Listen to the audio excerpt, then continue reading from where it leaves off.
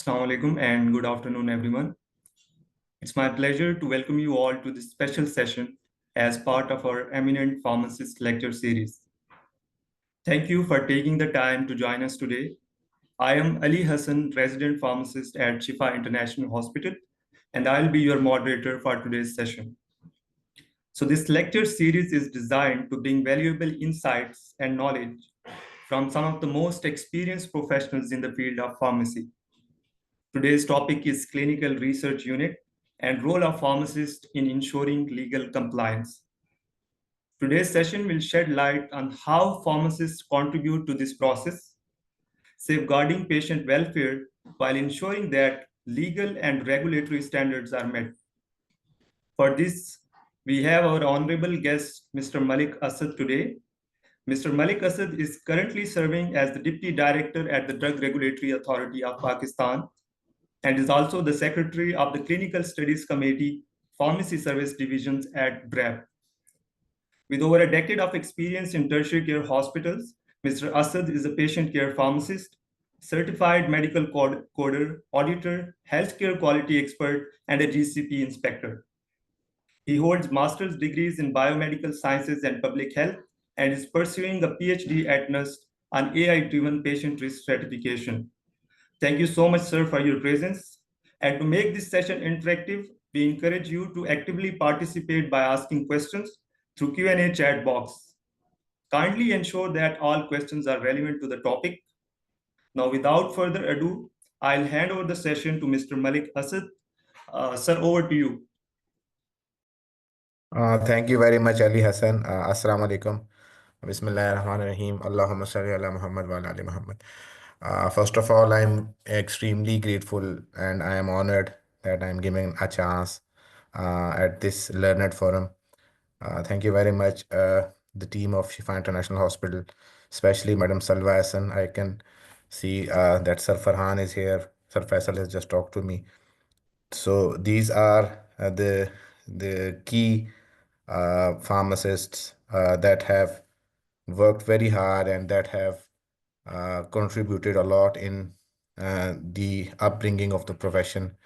हमारा जो फार्मेसी का प्रोफेशन आज जिस जगह पे है तो उसके अंदर इन तमाम जो हमारे सीनियर्स हैं इनकी बहुत बड़ी काविशें और इनकी बहुत ज़्यादा कोशिशें हैं।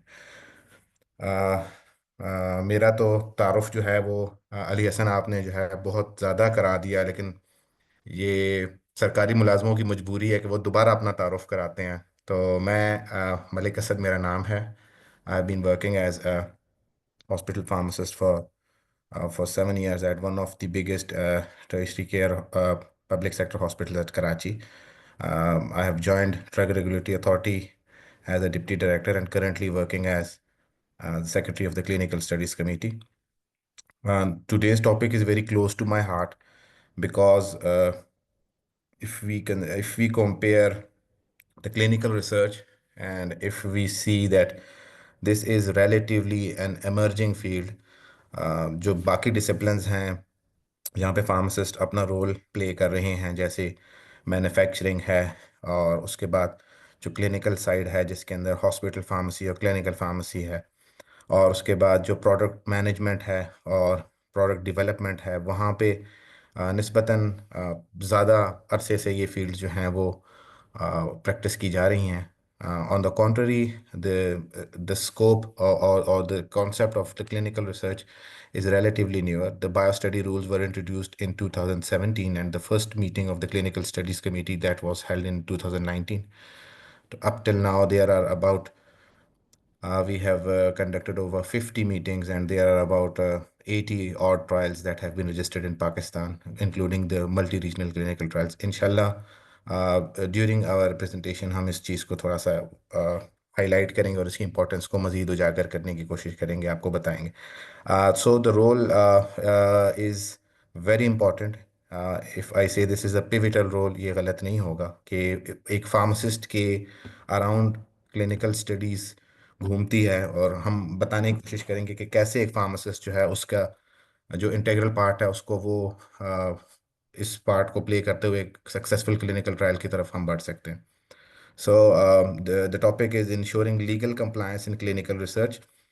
To talk about the legal compliance, first we need to see what is the legal statutory requirement. So हम हमारा जो जी नेक्स्ट स्लाइड पे चले जाइए please.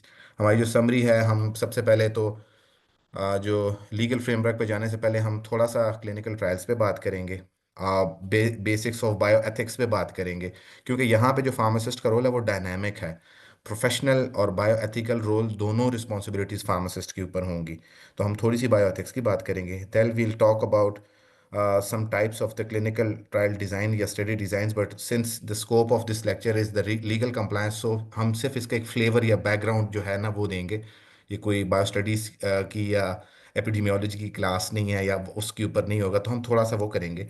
Then the legal barriers and statutory requirements for the clinical trials world wide, the benchmark is the ICH GCP guidelines. So we'll give a very brief introduction to those guidelines, and then we'll come to the national regulatory authorities take on that. We'll be talking about the draft and the regulations and the clinical studies in Pakistan. And lastly, inshallah, I'm sure that आप जो participants हैं सारे वो खुद बताएंगे कि हमारा क्या क्या रोल हो सकता है, rather than me telling you.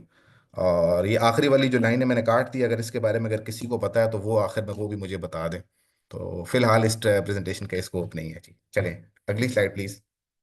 अच्छा, we begin with the clinical trials. So, why the clinical trials? Is the clinical study and the clinical trial the best option for a new drug delivery? What other options can be adopted? Uh, ये नीचे एक मैंने slide पे सिर्फ एक picture जो है वो डिस्प्ले की है। I am sure most of you may be. अच्छा, ये क्वेश्चन एंड आंसर्स जो हैं ये साथ साथ आ रहे हैं। तो ये जो मॉडरेटर हैं, ये क्या हम इनको एंड में आंसर करेंगे या मतलब ये इंटरेक्टिव या कैसे होगा, इसका बताएं अली हसन, कैसे हम इसको आगे लेके यस चलेंगे। Sir, sir it's totally up to you. अगर आप कहते हैं तो हम लास्ट में क्वेश्चंस ले लेंगे, एंड देन मैं आप हाँ, ब्रीफ मेरी हाँ तो जो सबमिशन है वो ये है कि अगर लास्ट में कर लें, क्योंकि ये बहुत कोई डिटेल्ड प्रेजेंटेशन नहीं है। और इस प्रेजेंटेशन के बाद जो जो फूड फॉर थॉट है उसकी ऊपर अगर हम डिस्कस करें तो शायद वो जो क्वेश्चंस पार्टिसिपेंट्स के जहन में है वो एड्रेस हो जाएं और वो अपने क्वेश्चंस को मजीद डाइवर्सिफाई कर सकें by the end of this presentation. So if you agree we continue with the presentation और क्वेश्चन एंड आंसर्स आखिर में ले लेते हैं जी। एग्जैक्टली जी सर, एग्जैक्टली बिल्कुल, दैट वुड बी ये ग्रेट। मुनासिब है sir. Thank you, thank you. So why the clinical trials, is this the best option? ये नीचे जी एक बहुत बड़ी ट्रेजेडी थी 1960s में, जो कि जो आप सबको पता है कि जिसने बुनियाद रखी क्लिनिकल ट्रायल्स की। एक तरह से एक ड्रग थी जो कि प्रेग्नेंट वुमेन में जो सिडेटिव हिप्नोटिक किस्म की उसके इफेक्ट्स थे, उस प्रेग्नेंट वुमेन में वो मॉर्निंग सिकनेस के लिए प्रिस्क्राइब की जाती थी।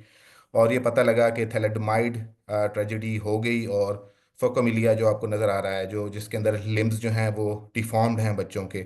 तो ये इसको इसके ऊपर बात करने की इसलिए ज़रूरत नहीं है क्योंकि everybody knows this. But this was the very start of, very start तो नहीं कहना चाहिए, लेकिन जिस फॉर्म में आज क्लिनिकल ट्रायल्स हैं उस चीज़ के लिए ये एक तरह से स्टार्टिंग पॉइंट था। क्लिनिकल ट्रायल्स गो वे बैक। अगर आप देखें तो जो मुस्लिम साइंटिस्ट की कंट्रीब्यूशन है, वहाँ पे एक मुस्लिम साइंटिस्ट थे जिन्होंने ये कहा कि जी एनिमल्स के ऊपर जब आप स्टडी करते हैं तो वो स्टडी मे और may not be relevant to the humans. Likewise हमें इसका जो मिलता है वो जो कुछ रिलीजियस स्क्रिप्चर्स में मिलता है, जिसके अंदर हमें ये पता चलता है कि एक बाइबल में एक जगह पे है कि एक जो उन्होंने एक चीज़ नरेट की है कि कोई प्रॉफिट थे, वो किसी एक बादशाह के दरबार में गए तो वहाँ पे उनको सर्व किया गया जो कि कॉशर मील नहीं था। तो वहाँ पे उन्होंने जब उससे इनकार किया तो उन्होंने कहा कि आपकी उन्होंने कहा कि ये क्या सेहत के लिए अच्छा है या नहीं है, इसको डिटरमिन कैसे किया जाए। तो एक कोहॉर्ट स्टडी किस्म की एक चीज़ थी, जिस तरह कुछ लोग थे जिन्होंने वो मील लिया और कुछ लोग थे जिन्होंने वो मील नहीं लिया, और उन दोनों को कंपेयर किया गया। So the concept of the clinical trial it goes way back, way way back. लेकिन जो कि आज जिस फॉर्म में हम क्लिनिकल ट्रायल्स को देखते हैं, जो फेजेस डिटरमिन्ड हैं और जो टाइप्स ऑफ क्लिनिकल स्टडीज़ हैं, उसकी बुनियाद जो है वो थैलेडोमाइड ट्रेजेडी की बेस पे है जी। Next slide please. So the bioethics, अब इसके अंदर एक बहुत बड़ा सवाल यह है कि आप सब जानते होंगे कि प्रेवलेंस के लिहाज से Pakistan is leading in cardiovascular disease and non communicable disease में, कार्डियोमेटाबॉलिक डिजीज़ जिसमें डायबिटीज़ मेलाइटिस है। लेकिन आपको शायद इस चीज़ का पता हो या ना हो कि डायबिटीज़ से related most of the research that has been carried out elsewhere world wide, और वो अद्वियात उस रिसर्च की बेस के ऊपर पाकिस्तान की पॉपुलेशन को खिलाई या इस्तेमाल की जा रही हैं। सो दो चीज़ें हैं जिनको मैं यहाँ पे मैंने इस स्लाइड पे रिपोर्ट किया है। एक तो बेलमाउंट रिपोर्ट है जो कि यूएस स्पेसिफिक रिपोर्ट थी, जिसके अंदर रिस्पेक्ट फॉर पर्संस, बेनिफिशंस और जस्टिस जैसी चीज़ों को हाईलाइट किया गया था। और दूसरा डिक्लेरेशन ऑफ हेलसिंकी। हेलसिंकी एक शहर है जो हाँ, फिनलैंड का एक सिटी है हेलसिंकी। तो वहाँ की एक डिक्लेरेशन थी जो वर्ल्ड हेल्थ असेंबली में पेश की गई, जिसकी बेस के ऊपर हमने जो सब्जेक्ट्स इनरोलमेंट है इनके राइट्स पे बात की गई। तो दोनों जो जो डिक्लेरेशन ऑफ हेलसिंकी और बेलमाउंट रिपोर्ट है, इनकी जो बेस है वो it is to establish the clinical equipoise, कि क्या ये ज़रूरी है कि एक ड्रग को क्लिनिकल, एक ह्यूमन हेल्थ को एक रिस्क पे रख के क्लिनिकल ट्रायल किया जाए for a drug to get registered, for a drug to get marketed. और अगर ये ज़रूरी है तो उसका रिस्क टू बेनिफिट का जो बैलेंस है उसको कैसे इस्टेब्लिश किया जाएगा। So this is a long debate, but just to give you a background that whenever a clinical trial is planned, the first approval as per the Drug Regulatory Authority of Pakistan's guidelines is to get the bioethical approval. एक board है जिसको national bioethics committee कहते हैं। सबसे पहले कोई भी study approve होने से पहले वो अपना साइनॉप्सिस और जो स्टडी का डिज़ाइन है वो उधर सबमिट कराते हैं। And after getting the approval the application for the clinical studies then submitted to DRAP, जो कि हम उसको एवेलुएट करते हैं और क्लिनिकल स्टडीज कमेटी उसको डिसाइड करती है। जी नेक्स्ट स्लाइड प्लीज। अच्छा जी, we'll we very briefly talk about the clinical studies. Most of you who are working with the clinical research, they already know this. तो इसके अंदर जी क्लिनिकल स्टडी डिज़ाइन जो हैं वो हम रेंडमाइज कंट्रोल ट्रायल्स के अंदर भी फर्दर सब टाइप्स हैं रेंडमाइजेशन की। रेंडमाइज कंट्रोल ट्रायल की एक सब क्लासिफिकेशंस भी हैं। There can be open label studies जहाँ पे जो इन्वेस्टिगेटर और जो सब्जेक्ट है उन सबको पता है कि जो ड्रग है वो क्या है और उसके क्या यूज़ है, यानी ओपन लेबल है।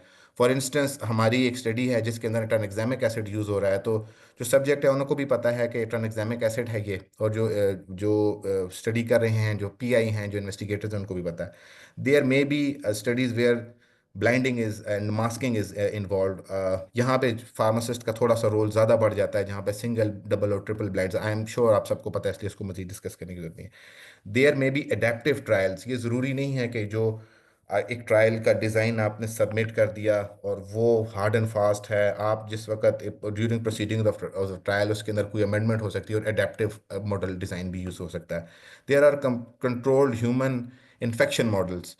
ये ज़रूरी नहीं है कि आप एक ट्रायल के लिए हेल्दी वॉलंटियर से स्टार्ट करें। आप control human infection model use कर सकते हैं जहाँ पे आप किसी लेवल पे, जैसे कि आपने सुना होगा कि वैक्सीन डेवलपमेंट के अंदर आपने एक एनिमल को पहले वो इंड्यूस करनी है डिजीज़, और फिर उसके अंदर वो वैक्सीन और वो आपने उसके ब्लड से जो है वो फिल्टर करके उस चीज़ को लेना है। इसी तरह से आपने कुछ स्टडीज़ में सैल्मोनेला टाइफी जो है वो उसका कंसनट्रेट बना के वो सब्जेक्ट्स को दिया गया, और उनको क्लोजली मॉनिटर करते हुए देखा गया कि सैल्मोनेला टाइफी उनको पिलाने के बाद अगर आपने जो आपकी इंटरवेंशनल ड्रग है वो यूज़ की तो वो कितनी इफेक्टिव है और क्या कुछ है। So there are control human infection models. They are not the only designs of the study, there are many more designs, but just to give you an idea that there are some of the designs. अब end points को हम देख सकते हैं, अगर comparison को देखें तो there may be superiority, non inferiority और इक्विवेलेंट स्टडीज। आप कह सकते हैं A is equal to B, आप ये कह सकते हैं A is not inferior to B, और आप ये भी कह सकते हैं कि A is superior to B. ठीक है जी। So the key components of the clinical trials are number one the clinical study design that we have already discussed, number two the participants, उसके अंदर इंक्लूजन एक्सक्लूजन क्राइटेरिया होगा, number three the interventions, may be आप किसी एक investigational medicinal product को as a new drug study करना चाह रहे हैं, या ऑलरेडी एक रजिस्टर्ड ड्रग की किसी नई इंडिकेशन को स्टडी करना चाह रहे हैं, या आप you are looking at a different dose of already established pharmaceutical, आप एक different dose में देखना चाह रहे हैं, और आप you can study the outcomes को different तरीके से देखना चाह रहे हैं। ये सब चीज़ें जो हैं ये आपकी जो है ना उसके पार्ट एंड पार्सल हैं। और last but not least the data analysis. Right side पे एक पिक्चर है जहाँ पे बुल्स आए में तीर पहले लग गया है और बाद में वो कंसेंट्रिक सर्कल बना रहा है। So this is a wrong approach. Basically study design would be इसके उलट कि आपने कंसेंट्रिक सर्कल्स के सेंटर में बुल्सआई को हिट करना है। अगर आपने पहले से आपके जहन आपको पता है पहले से कि एक ड्रग दूसरी ड्रग से सुपीरियर है, तो there is no point of testing it in humans, ठीक है जी, क्योंकि ह्यूमंस को एट रिस्क में लाने की ज़रूरत नहीं है। ऑन द कॉन्ट्ररी इसके उलट भी, अगर इफ़ एक ड्रग इज़ नॉट, जैसे हमने पहले बात की clinical equipoise, if a drug is not suppose to be tested और anything is not suppose to be tested just for the sake of an experiment, ये एक ऐसा ट्रायल होगा जहाँ पे हमने बैलेंस बरकरार रखना है कि जो सेफ्टी, एफिकेसी और जो ग्रेटर गुड है उसकी तरफ हमने जाना है। Next slide please. So the ICH-GCP guidelines. सबसे पहले तो ICH का मुखफ़्फ़ जिस चीज़ का है वो international council for harmonisation of technical requirements है। कभी कभी हमें भी भूल जाता है, कोई परेशानी की बात नहीं है, लेकिन ICH-GCP जो है, GCP stands for good clinical practices. Just like GMP, good manufacturing practices are the best practices adopted for the manufacturing of the medicine. जब हम क्लिनिकल स्टडीज़ की बात करेंगे तो जो स्टैंडर्ड वहाँ पे रखा जाता है, obviously it's a non binding standard, और इस स्टैंडर्ड की बुनियाद पे तमाम रेगुलेटरी अथॉरिटीज़ अपने गाइडलाइंस और स्टैंडर्ड्स डेवलप करती हैं। So the current version is E6R2 and it, आप नीचे मैंने इसका एक वर्ड क्लाउड बनाया है जिसके अंदर आपको मोटी मोटी तीन चार चीज़ें नज़र आ रही हैं। रिस्क बेस्ड जो है अप्रोच है जी, quality enhancement, quality by design इसके अंदर इनकॉर्पोरेटेड है जी। उसके बाद इसके अंदर जो आपके जो गाइडलाइंस हैं, ICH की गाइडलाइंस, इनकी लाइट में we develop the local guidelines for for the region जहाँ पे क्लिनिकल ट्रायल्स हो रहे हैं। ये क्यों होता है? ये इसलिए क्योंकि जी जो there is a huge difference in the culture, the demography, the biodiversity, or subjects from different regions, they can behave in different forms. For instance, rivaroxaban is a drug, आपने सुना होगा, ये ओरल एंटीकोगुलेंट है। तो ये established है, जैसे कि हमारे करीब ही जो समझे जाते हैं, अगर आप जेनेटिकली देखें, जैपनीज पॉपुलेशन में रेवारोक्सिबान की जो लोअर डोज है उसके उतने ही इफेक्ट्स हैं जैसे if we compare it with our population. So if we need to design a trial, तो जो सेफ्टी का जो बार है वो हमने उसको एडजस्ट करना है अकॉर्डिंगली जैसे पॉपुलेशन है। So ICH GCP guidelines are the internationally established guidelines जो कि जिनकी बेस के ऊपर जो क्लिनिकल स्टडीज़ को रेगुलेट किया जाएगा। Next slide please. Okay, now we come to our national regulatory authority, the Drug Regulatory Authority of Pakistan. So why we are regulating the drugs and medicine, and why is it being regulated? एक सवाल ये भी जहन में आता है कि जी ठीक है, इंटरनेशनली एक लॉ मौजूद है तो उसी को अवॉइड करके उसी को उसके साथ इन हार्मोनाइजेशन चलें, तो हम अपना लॉ क्यों बनाएं? So next side please. अगर आप देखें आपके SDGs हैं, तो इसके अंदर goal number 3 is good health, और SDG 3 का target 3.8 states that the to achieve the universal health coverage, including financial risk protection, access to quality essential healthcare services, and access to safe, effective, and quality and affordable essential medicines. When the word safety, efficacy, and quality comes into play, it encompasses a lot of fields, and clinical research is embedded in this, because the phase 1 of the clinical trial is aimed at the safety of the a compound or something, or an intervention or a dose that is first time in human. So why do we regulate it? Because it is it is mandated under the Sustainable Development Goals, and it is the SDG 3 of the Sustainable Development Goals that we are following. Ji. Next slide, please. Drug Regulatory Authority was it came into being in 2012, but before that, the regulation for clinical studies was being done under the Drug Act 1976. Next slide, please. So the milestones since 1976, pre-1976, it was being regulated under the Drug Act 1940, then the 1976, then the devolution of the provinces under the 18th constitutional amendment that took place, and most of us know कि एक unfortunate incident हुआ, the ISUTAB incident, जहाँ पे काफ़ी lives were lost. उसके बाद से इसको दोबारा फेडरल के अंदर एक ऐसा इदारा बनाया गया कि जिसने जो अपने स्कोप के अंडर काम कर रहा है, स्कोप हम आपको आगे दिखाते हैं। Next slide please. नेक्स्ट हाँ जी, तो ऑर्गेनाइजेशनल स्ट्रक्चर के अंदर we are having our headquarters at Islamabad and regional offices in every province, plus we are having some laboratories at Karachi, and this laboratory for the biologicals is located in Islamabad. Next slide please. So this is the division. ये दिखाना क्यों ज़रूरी है? ये इसलिए दिखाना ज़रूरी है कि हम ये बता सकें कि लीगल कंप्लायंस अगर एक फार्मासिस्ट के जहन में है कि वो लीगल कंप्लायंस को कैसे स्टडी करे, तो फर्स्ट उसको जो लीगल स्ट्रक्चर है जो कि नेशनल रेगुलेटरी अथॉरिटी का है, that has to be kept in mind. So there are different technical divisions, and pharmacy services is the main division that is at seal number 8, that is concerned with the clinical studies, but it is not a standalone division because हम close coordination में चलते हैं pharmaceutical evaluation and research के साथ, क्योंकि हमारे जो results होंगे क्लिनिकल ट्रायल्स के, अगर वो रजिस्ट्रेशन है तो वो सील नंबर 1 पे जो PNR डिवीजन है यहाँ जाएंगे. हम क्लोज कोऑर्डिनेशन के अंदर चलते हैं जी मेडिकल डिवाइसेस जो सील नंबर 6 पे है, क्योंकि there are not the clinical trials may be conducted on therapeutic good, that is not a pharmaceutical. तो वहाँ पे हमें जो गाइडलाइंस और जो गाइडेंसेस हैं वो यहाँ यहाँ से मिलेंगी.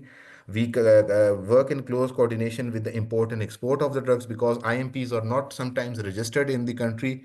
पाकिस्तान में शायद वो एज अ फार्मास्यूटिकल रजिस्टर्ड नहीं है, तो उनकी as a special case import के लिए हमें दोबारा quality assurance and lab testing division जो कि सील नंबर 3 पे है, इसके साथ कोऑर्डिनेशन में चलना पड़ेगा. We work in close coordination with seal number 9, that is the biological drugs and evaluation division. For instance, you get a clinical trial that involves stem cells or something that is a biological, तो इनके साथ चलना पड़ेगा. तो अब ये तमाम divisions के अपनी जो रेगुलेशंस हैं उनके ऊपर एक बर्ड्स आई एक फार्मासिस्ट का होना ज़रूरी है. जैसे कि आप अगर आप बात करते हैं PENR की, तो रजिस्ट्रेशन के को encompass करने के लिए जो रिक्वायरमेंट्स हैं, जो फॉर्म है for registration, that has to be kept in mind, क्योंकि जब results of the clinical trial are submitted for consideration before the registration board, तो जो फार्मासिस्ट जो रिसर्च फार्मासिस्ट है, अगर उनके स्कोप में वो डोजियर की प्रिपरेशन है तो उनके जहन में होना चाहिए. लाइकवाइज इसी तरह से इम्पोर्टेशन जो है वो भी, जो ड्रग इंपोर्ट हो गया MP, उसमें भी फार्मासिस्ट का कलीदी किरदार है, तो उसको इंपोर्ट रूल्स के का आइडिया होना चाहिए. और इसी तरह से जो बायोलॉजिकल ड्रग्स हैं, जो बायोलॉजिकल्स हैं उनके हवाले से, और जो मेडिकल डिवाइसेस हैं उनके हवाले से सीधा सीधा चीज़ें रेगुलेटरी पर्सपेक्टिव से फार्मासिस्ट के जहन में होनी चाहिए. जी नेक्स्ट स्लाइड प्लीज़. जे द ड्रैप्स मैंडेट, ये पिछली स्लाइड पे चीज़ें काफ़ी क्लियर हो गई हैं. इसके अंदर वेटरनरी ड्रग्स क्यों लिखी हैं? इसलिए लिखी हैं जी कि कुछ ऐसी स्टडीज़ हैं कि जो कि क्रॉस रेजिस्टेंस को देखने के ऊपर हैं. तो आप देखें कि जो कि पोल्ट्री है और जो आपका जो डेयरी इंडस्ट्री है, वहाँ से जो ड्रग्स ह्यूमंस के अंदर आ रही हैं या उनके इस्तेमाल या उनके हवाले से जो कि हेल्थ के ऊपर इम्पैक्ट्स हैं, तो उसको देखना भी ज़रूरी है. And also there are some studies that are concern with the alternative products, तो हेल्थ एंड नोटिसी मेडिसिन भी इसमें इन्वॉल्व है जी. आगे चलिए. There are some cross-cutting functions that are highlighted in blue. जो बाकी functions हैं जो provincial और federal government के हैं, वो हमने उनके नीचे लिस्ट डाउन किए हुए हैं. ऑलरेडी हमने पिछली स्लाइड पे इसकी बात की. अब कुछ चीज़ें हैं जैसे फार्माकोविजिलेंस है और पोस्ट मार्केटिंग सर्वेलेंस है, ये in harmony with the provincial governments हम मिलके ये फंक्शंस परफॉर्म करते हैं जी. Please the next slide. So the regulatory landscape, ये बेसिकली हम अपनी तारीफ कर रहे हैं, हम बता रहे हैं जी. पूरे पूरी स्लाइड वो कर दीजिए. इसके अंदर हमारे पास जी pharmaceutical units registered, units for health and OTC, medical devices. इसके अंदर शायद क्लिनिकल ट्रायल्स वो आगे एक स्लाइड पे, लेकिन we have registered more than 80, around 80 clinical trials till date जी. Next slide please. A glimpse of the clinical trials in Pakistan. The biostudy rules were promulgated in 2017. This is the notification, and under these biostudy rules, the institutions, the authorities that the institutions that are regulated under the authority are the clinical research organizations, the clinical trial sites, the clinical studies or the clinical studies or the trial itself, the BAB centers and the BAB studies, and the bioanalytical labs. Next slide, please. We have published guidelines to conduct the clinical research in Pakistan. They are available as an online resource. For legal compliance, these are very detailed guidelines. They need to be studied.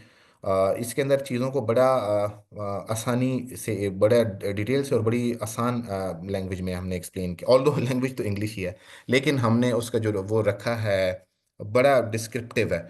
तो अगर फ़र्ज़ करें इसके अंदर भी अगर कोई ambiguity है तो हमेशा पूछा जा सकता है। हमारे जितने भी ऑफिसेज हैं, हमारा एक ऑनलाइन पोर्टल है जहाँ से आप अपॉइंटमेंट्स भी ले सकते हैं, और किसी किस्म की क्यूरी जो है वो रेलेवेंट डिवीजन को जाती है तो उसका भी हमारे वेबसाइट के ऊपर लिंक है। लेकिन अगर if you go through these guidelines तो द मोस्ट ऑफ हम टाइम एंड अगेन जो हमारे स्टेक होल्डर्स हैं उनको दावत देते हैं, बल्कि उनको कहते हैं कि आप एज ए ले मैन इसको पढ़ें और आप हमें बताएं कि इसके अंदर क्या इंप्रूवमेंट होती है। तो आपने देखा है कि सेकंड एडिशन भी आपको नज़र आ रहा है। तो there is a system of continuous improvement of this document, and जो भी तमाम पार्टिसिपेंट्स हैं दे आर मोस्ट वेलकम। आप इसको स्टडी करें, और इसके ऊपर अगर आपके कोई अपना पॉइंट ऑफ व्यू है, किसी कहीं पे क्लैरिटी चाहिए, कहीं पे कोई ऐसी चीज़ है जो कि आप अपना वैल्यूबल इनपुट देना चाहते हैं, तो देयर इज़ अ फोरम, आप यू आर मोस्ट वेलकम जी। Next slide please. हाँ जी, ये भी वही हैं जिसके अंदर हमने कंडक्ट की बात की है। वहाँ पे जो है एक एक कंडक्ट की है और एक रेगुलेशन की है जी। Next slide please. Exactly, ji. There are the National Bioethics Committee. It works under the umbrella of the NIH, and they grant the approvals for the ethical approvals, whereas we grant the approval for regulatory processes. Next slide, please. The Clinical Studies Committee is the committee that is constituted under the biostudy rules. Next slide, please. The Clinical Studies Committee's composition is here. ये यहाँ पे slide रखने की ज़रूरत इसलिए पेश आई कि हम आपको बता सकें कि जो कलीदी किरदार है जो स्टडीज़ की अप्रूवल में है वो भी फार्मासिस्ट वो उसमें प्ले करते हैं। देखें, इसके जो डायरेक्टर हैं जो कि चेयर हैं और जो सेक्रेटरी हैं वो दोनों फार्मासिस्ट हैं। This is a pride for our profession. At the very same time this is a very huge responsibility on our shoulders, because pharmacist fraternity इसके अंदर, इस कमेटी के अंदर जितनी we have a professor of the pharmacology that is most of the time जो आते हैं तो वो फार्मासिस्ट होते हैं। Then we have one clinical pharmacist. So इस कमेटी के अंदर हमारी एक की रिस्पॉन्सिबिलिटीज़ हैं, और ये बहुत अहम जिम्मेदारियां हैं जो हमें फेडरल गवर्नमेंट की तरफ से सौंपी गई हैं। तो इसी हवाले से जो हम एक्सपेक्ट करते हैं, जो साइट्स पे जो हमारे फ्रेटर्निटी के लोग हैं, जो फार्मासिस्ट हैं, जो क्लिनिकल रिसर्च में इन्वॉल्व हैं, be them the research pharmacist, be them the CRO CRAs, तो हम हमारी जो एक्सपेक्टेशन है उनसे बहुत हाई है जी। आगे चलिए please. So the milestones achieved, this was what I was talking about. There are over 100 sites, and there are more than 70. Now the number has risen to 80, and more than 14 BAB studies. This slide tells you the scope of the clinical research in Pakistan. You see, we are regulating the pharmaceutical industry for more than for many years. Since 1980s, the rules are in place, and the pharmaceutical industry has grown in Pakistan. But if you see the clinical research industry, it has merely been 5 years.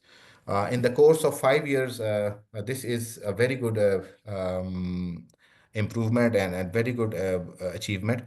If we compare it with recently, we have had an experience. We have listened to the international speakers from Malaysia. Malaysia is a giant in the clinical trials. So they have achieved where they are. They have achieved it in the course of 3 decades, the 30 years.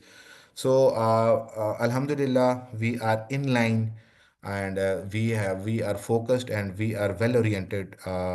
If God willing, inshallah, इस field में हम अपनी जो fraternity है, जो pharmacist community है, हम इनको अर्ज करते हैं कि हम मेहनत करें, और जो हमारा इसके अंदर ड्यू शेयर है, जो पोटेंशियल है पाकिस्तान का, but Pakistan can offer to the clinical research industry, हम इसको हासिल करें। बिकॉज देखें, हम ट्रिपल बर्डन ऑफ डिजीज से हाँ हमारा सामना है. There is a very high prevalence of non communicable diseases, be it the cancer, the cardiovascular diseases, diabetes. आप हमारे मुल्क में बहुत ज़्यादा, और हमारा जो मल्टी डाइवर्स, हम एक साइड से हम जो नॉर्दर्न साइड पे चले जाएं तो हमारी जो पॉपुलेशन है उनका जो जीनोटाइप है वो डिफरेंट है. लोअर डाउन आप आएँ तो हम डिफरेंट जीनोटाइप के साथ हैं, और फर्दर लोअर डाउन जो साउथ में आ जाए तो हमारा डिफरेंट जेनेटिक मेकअप है. प्लस ये है कि ये हमारे मुल्क में relatively the cost of treatment relatively is not as high as some of the developed countries of the world. तो हमारे पास we have a lot to offer. हमारे पास बहुत ब्रिलियंट माइंड्स हैं, हमारे पास अच्छे क्लिनिशियंस हैं, हमारा सेगमेंटेड हेल्थ केयर सिस्टम है जहाँ पे हमारे पास पब्लिक प्राइवेट पार्टनरशिप्स में बहुत अच्छा सेटअप है. And during the pandemic we have अल्हम्दुलिल्लाह प्रूव्ड दैट इमरजेंसी रिस्पांस में जो WHO कहता है, we are one of the 7 और 8 नेशंस जिनके मॉडल को फॉलो किया जा सकता है for an emergency response. So having said this, इस किस्म के क्रेडेंशियल्स के साथ जो हमारा शेयर है रिसर्च और डेवलपमेंट इंडस्ट्री, खासतौर पे क्लिनिकल ट्रायल्स के हवाले से देखे जाए तो वो बहुत मीगर है. हमने इंशाल्लाह इसको बढ़ाना है. Next slide please. The online resources are available. All the rules, all the guidelines are available on our website. It can be visited, it can be downloaded. और ये अगर इनके गो थ्रू करेंगे तो आपका जो एक्यूमेन है रेगुलेटरी कंप्लायंस के हवाले से वो बड़ा बढ़े, उसके अंदर बहुत इजाफा होगा जी. आगे चलिए please.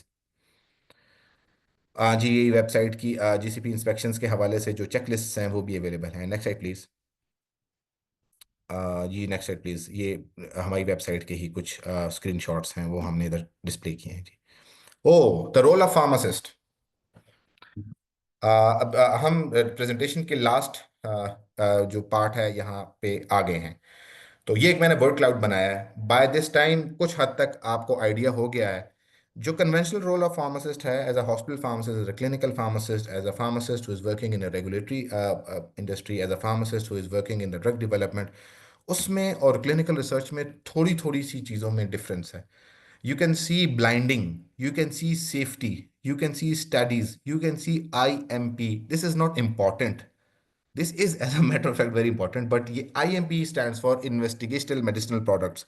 So when the concept of IMP comes into play, the pharmacist who is working at the CRO or the CTS, or the clinical trial unit, these pharmacists, they need to know that what are the laws and what are the regulations under which the IMP is imported in Pakistan, how shall be they stored, what checks and what measures are to be taken while compounding or dispensing of these, how are these supposed to be reconciled, because IMP क्या जो natural fate है जो कि legally allowed है वो दो हैं. Either it is used और it is re exported to the country from where it came. It cannot be used on the patients, even though results promising हो तब भी नहीं. It cannot be donated, it cannot be used elsewhere other than the research. ठीक है जी. तो अब ये है कि इसके अंदर आप देखें कि ये इस वर्ड क्लाउड के अंदर आपको जो चीज़ा चीज़ा चीज़ें नज़र आ रही हैं, यही बेसिकली हर एक जो वर्ड है this inculcates a role. We can see safety here. So safety, when we are talking about safety, the practice of safety for a pharmacist who is working as a clinical pharmacist. So वहाँ पे हम dispensing के हवाले से देखेंगे. लेकिन अगर फर्ज करें एक फार्मासिस्ट है वो क्लिनिकल ट्रायल यूनिट में काम कर रहा है, तो वहाँ पे तो उसने अगर ब्लाइंडिंग है तो वो तो पेशेंट को कोई इन्फॉर्मेशन नहीं दे सकता.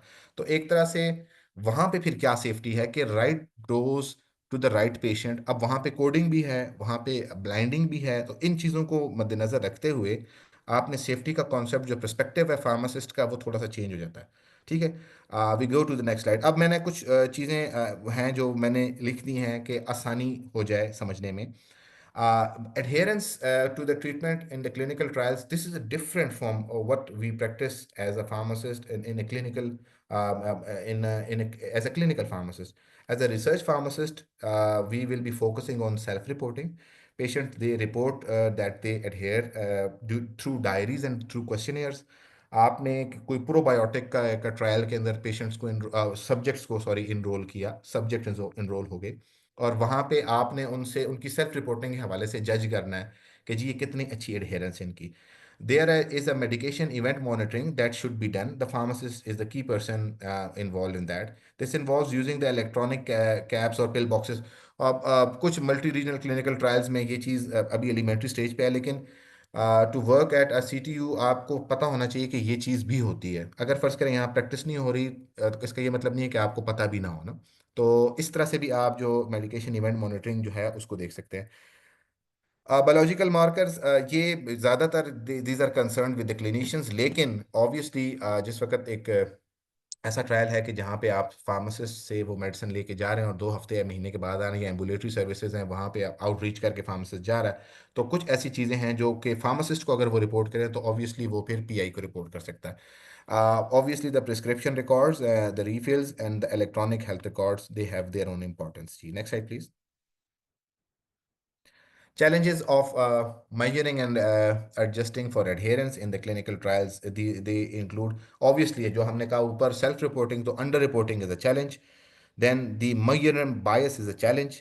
बाइसेस पे बात अभी इस प्रेजेंटेशन का स्कोप नहीं है, लेकिन ये भी क्लिनिकल जो रिसर्च है उसके अंदर बहुत इंपॉर्टेंट एस्पेक्ट है, तो इसको भी मद्देनजर रखना ज़रूरी है.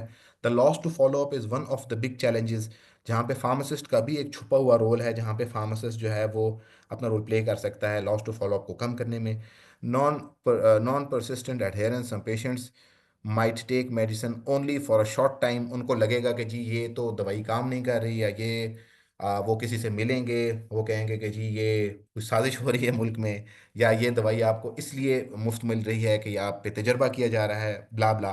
तो इस केस के अंदर फार्मासिस्ट जो है वो बहुत जब एक दफ़ा आपने इन्फॉर्म्ड कंसेंट में एक पेशेंट, सॉरी दोबारा, सब्जेक्ट को इनरोल करने के वक्त आपने सब बातें बताई और उनकी आपने विलफुल कॉन्सेंट ली, और ऑब्वियसली ये उनके पास राइट है कि वो किसी भी टाइम पे स्टडी को छोड़ सकते हैं. लेकिन अगर कोई ऐसी चीज़ है कि वो जो डिस्कस करना चाहते हैं, तो फार्मासिस्ट बड़ी अच्छे तरीके से उनको काउंसल करके वो समझा सकता है कि जो कि मिसकंसेप्शंस उनके जहन में आ रही हैं, तो उनकी बेस के ऊपर एटलीस्ट वो उससे विड्रॉ ना करें. जी, next slide please. This is the last slide. To encourage and maximize adherence during the follow-up, patient education is the key जी. And the patient education यहाँ पे तो आमतौर पे जो PI है वो ही आमतौर पे पेशेंट को एजुकेट करते हैं, लेकिन वो इसलिए करते हैं क्योंकि किसी भी किस्म के ट्रायल्स के डिज़ाइंस डिफरेंट होते हैं. हो सकता है कि ऐसा ट्रायल हो कि जहाँ पे IMP यूज़ करने के बाद सिर्फ मॉनिटरिंग हो रही हो, तो वहाँ पे फार्मासिस्ट का शायद इतना रोल नहीं है. But where for instance I would talk about a trial, अब वो कंप्लीट हो गया है. कोविड में एक ट्रायल था जिसके अंदर हाइड्रोक्सीक्लोरोक्वीन जो है वो दी जा रही थी फॉर लंबे पीरियड ऑफ टाइम में. तो वहाँ पे अगर पेशेंट एजुकेशन ज़रूरी है, अगर पेशेंट इन बिटवीन कोई चीज़ पूछता है, उसको कोई न्यूज़ मिलती है, कोई ऐसी चीज़ है कि जो वो पूछना चाहता है मेडिसिन के बारे में, तो वहाँ पे जो रिसर्च फार्मासिस्ट है वो उसमें हेल्प कर सकता है. Regular follow-ups, simplification of regiments, obviously ये हमारा डोमेन है. अगर जो कि उसके अंदर जो आपके पास प्रोटोकॉल के अंदर अलाउड रेजिमेंट्स के डिज़ाइन है उसके अंदर आप सिंप्लीफिकेशन कर सकते हैं. The digital health tool can be used and the patient support that offer counselling support of patient struggling with adherence. So अच्छा जी, इन द नटशेल ये एक टैबलेट दूसरी टैबलेट को कह रही हैं कि well of course he still in the clinical trial but he looks very promising.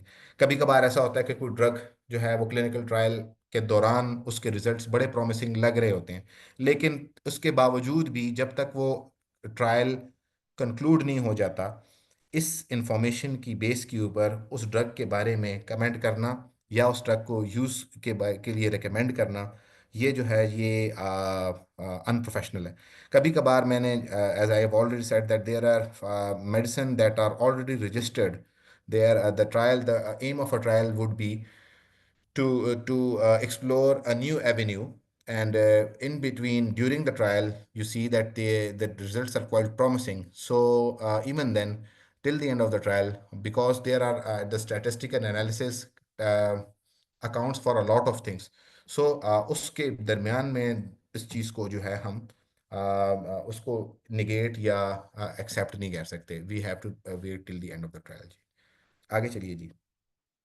So thank you very much. The take home message is, let's play our part to build a clinical research ecosystem in Pakistan. And with this, thank you very much.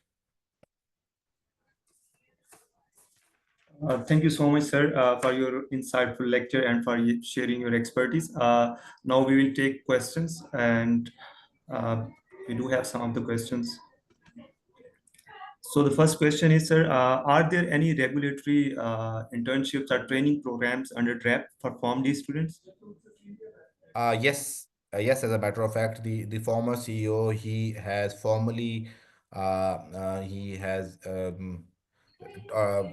ordered to launch an internship program, and we have a number of internees that have been to the different divisions. Currently, जिस तरह से internship होती है वो ये है कि आप को 90 days अराउंड या 60 days या 90 days तक जो एप्लीकेंट होता है max to maximum of 90 days, तो वो डिफरेंट डिवीजन्स में जाते हैं। लेकिन स्पेसिफिक टू फार्मेसी सर्विसेज या क्लिनिकल रिसर्च ऐसा नहीं है। अगर कुछ ऐसे एस्पायरेंट्स हैं जो चाहते हैं कि स्पेसिफिकली वो क्लिनिकल रिसर्च के अंदर वो करना चाहते हैं, तो yes, depending upon the applications we can plead this case कि जी हमें स्पेसिफिकली वो फील्ड स्पेसिफिक जो इंटर्नीज हैं उनकी इजाज़त दी जाए। तो एट प्रेजेंट अगर आप मुझसे पूछेंगे, क्लिनिकल रिसर्च के अंदर नहीं है, एज अ होल है, लेकिन क्लिनिकल रिसर्च में अगर कोई इंटरेस्टेड है तो they can always write to us. Okay, sir. Thank you so much. Or, sir, the next question is, what is the difference between pharmacovigilance and post-marketing surveillance? Very good question. Very good question. See, pharmacovigilance is a broader term. It's a broader shelter. Under pharmacovigilance, post-marketing surveillance is one of the things that we perform under the pharmacovigilance. Pharmacovigilance आप यूँ समझिए ना कि जो जो broader जो canvas है वो फार्माकोविजिलेंस है। उसके अंदर पोस्ट मार्केटिंग सर्वेलेंस के अलावा भी चीज़ें आती हैं।